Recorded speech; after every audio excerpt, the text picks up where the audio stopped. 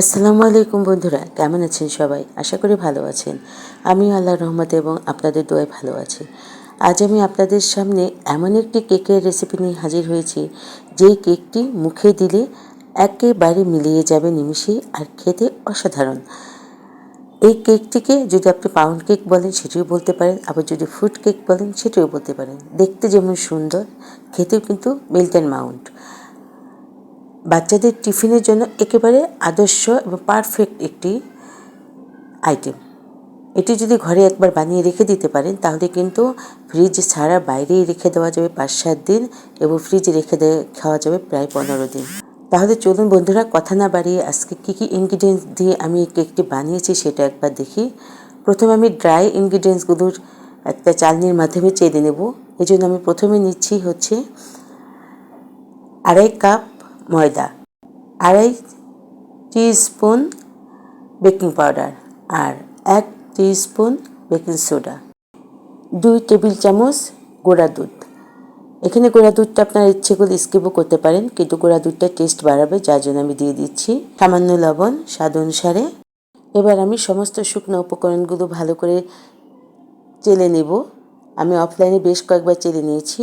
এবার আমার উপকরণগুলো একটা সাইডে রেখে দিচ্ছি। এবার আমি ডিমগুলো, এই যে দেখুন, এইভাবে কুসুমটা এবং সাদা অংশটা আলাদা করে নিচ্ছি। এখানে আমি 6টি ডিম নিয়ে নিয়েছি। 6টি ডিমে সমস্ত কুসুম এবং সাদা অংশটা আলাদা করা হয়ে গেলে আমি ভালো করে কিছুটা সময় ফেটিয়ে নেব। এরপর নিয়ে নিয়েছি আমি আইসিং সুগার বা চিনির গুঁড়া। চিনিটা আমি ব্লেন্ডারে গুঁড়া করে নিয়েছি। এখানে আমি চিনি নিয়েছি 1.5 কাপ। আমি মিষ্টিটা দিয়েছি আমি আমার টেস্ট অনুসারে, আপনারা আপনাদের টেস্ট অনুসারে বাড়িয়ে কমিয়ে নিতে পারবেন। চিনিটাকে আমি একসাথে দেব না, এটাকে আমি ধাপে ধাপে 3 ধাপে দিয়েছি। 3 ধাপে দিয়েছি আর বিট করেছি। কিছুটা সময় ফোম করে নেওয়ার পর ডিমের যে কুসুমটা আমি আলাদা করে রেখেছিলাম সেটা দিয়ে দিব, এবং আবার আমি কিছুটা সময় বিট করে নেব। যখন আমার ফোমটা মোটামুটি হয়ে যাবে তখন আমি দিয়ে দিয়েছি প্রায় 1.25 কাপ হচ্ছে ঘি। এখানে আপনার মেল্টেড বাটারও দিতে পারেন, এবং এই ঘিটা আমি একেবারে দিইনি, এটাকে আমি 3-4 বারে দিয়েছি, অল্প অল্প করে দিয়েছি। একেবারে যদি দেন তাহলে কিন্তু ফোমটা দেবে যাওয়ার সম্ভাবনা থাকে, সেক্ষেত্রে কেকটা আপনার ভালো হবে না। এবার আমার ফোমটা রেডি হয়ে গিয়েছে। এখন আমি যেই শুকনো উপকরণগুলো চেলে রেখেছিলাম সেই শুকনো উপকরণগুলোর থেকে কিছু কিছু অংশ করে আমি এই ফোমের সাথে আস্তে আস্তে ফোল্ডিং মেথডে কিন্তু মেশাতে থাকবো। এই যে দেখুন, শুকনো উপকরণগুলো দেব এবং সাথে আমি নিয়েছি 1 কাপ লিকুইড দুধ, ঠান্ডা করা জাল দেওয়া গরুর দুধ, নর্মাল টেম্পারেচারে থাকা। এই দুধটা যতবার আমি শুকনো উপকরণ দিয়েছি সাথে আমি কিছুটা অংশ করে দুধ দিয়ে দিয়েছি, দিয়ে আমি ভালো করে ব্যাটারটাকে আস্তে আস্তে করে মিশিয়ে নিয়েছি। আপনারা দেখতে পাচ্ছেন আমি খুব দ্রুত দেখিয়েছি, সেটা কিন্তু স্পিডটা বাড়িয়ে দিয়েছিলাম। এবং বন্ধুরা, আপনারা যখন ব্যাটারটা করবেন তখন কিন্তু খুব ধীরে ধীরে করবেন, যাতে করে ফোমটা দেবে না যায়। সেক্ষেত্রে কিন্তু কেকটা তাহলে ভালো হবে না যদি ফোমটা ডেবে যায়। এরপর দিয়ে দিয়েছি আমি সামান্য ভ্যানিলা এসেন্স, এটা স্কিপ করতে পারেন যারা পছন্দ না করেন। আমার ব্যাটারটা কিন্তু হয়ে গেছে। আগে আমি মোল্ডগুলো রেডি করে রেখেছিলাম অয়েল পেপার দিয়ে, এবং এখন আমি ব্যাটারগুলো দুটো মোল্ডে সমানভাবে ঢেলে দিব। এরপর আমি একটা কাঠির সাহায্যে বাবলসগুলো এই যেভাবে নেড়ে দেখুন বাবলসগুলো ভেঙে দেব। ব্যাটারগুলো দিয়ে আমি যেই টুটি ফুটিগুলো বাসায় বানিয়েছি, হোমমেড টুটি ফুটি, এর একটা রেসিপি কিন্তু আমার চ্যানেলে দেওয়া আছে, ইচ্ছে করলে আপনারা দেখে আসতে পারেন, লিঙ্কটা আমি দিয়ে দিব। সেই টুটি ফুটিগুলো উপরে দিয়ে দিচ্ছি। আমি কিন্তু টুটি ফুটিগুলো একটু বেশি পরিমাণে দেব, যেহেতু আমি একটি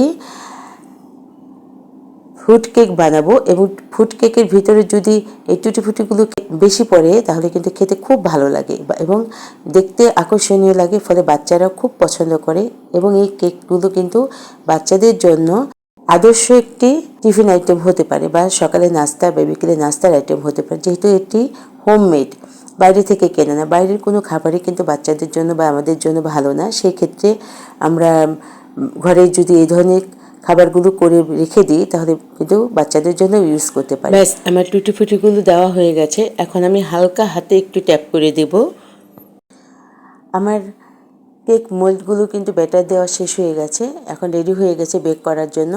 এরই ফাঁকে আমি কিন্তু আমার ইলেকট্রিক ওভেনটি 10 মিনিট হিট করে রেখেছিলাম। এখন আমি আমার কেকটি বেক করতে দিয়ে দিয়েছি। এটা আমি আপ অ্যান্ড ডাউনে 170°C 35 মিনিট বেক করতে দিয়েছিলাম। এই যে দেখুন আমার কেকটি আমি বের করে নিয়েছি এবং একটি কাঠির মাধ্যমে টেস্ট করে দেখলাম এটি বেক হয়ে গেছে। এখন আমি এই কেকটিকে উল্টো করে রাখবো একটি স্ট্যান্ডের মাধ্যমে, যাতে করে এটা ঘেমে না যায়। ঠান্ডা হবার জন্য নর্মাল টেম্পারেচারে রেখে দেব। বেশ কয়েক ঘন্টা রাখার পর আমার কেকটি কিন্তু মোটামুটি ঠান্ডা হয়ে গেছে। এখন আমি নিচে যে অয়েল পেপারটি ছিল সেই অয়েল পেপারটি আমি তুলে নিচ্ছি। এবার উল্টিয়ে নিলে এই যে দেখুন সুন্দর ইয়ামি লুকিং ফ্রুট কেক বা পাউন্ড কেক রেডি, একেবারে রেডি খাবার জন্য। এখন স্ল্যাশ করে যেমন খুশি তেমন করে আমার চ্যানেলটি যদি ভালো লেগে থাকে তাহলে সাবস্ক্রাইব করবেন, লাইক, শেয়ার এবং কমেন্টস করবেন, পাশে থাকবেন। আল্লাহ হাফেজ।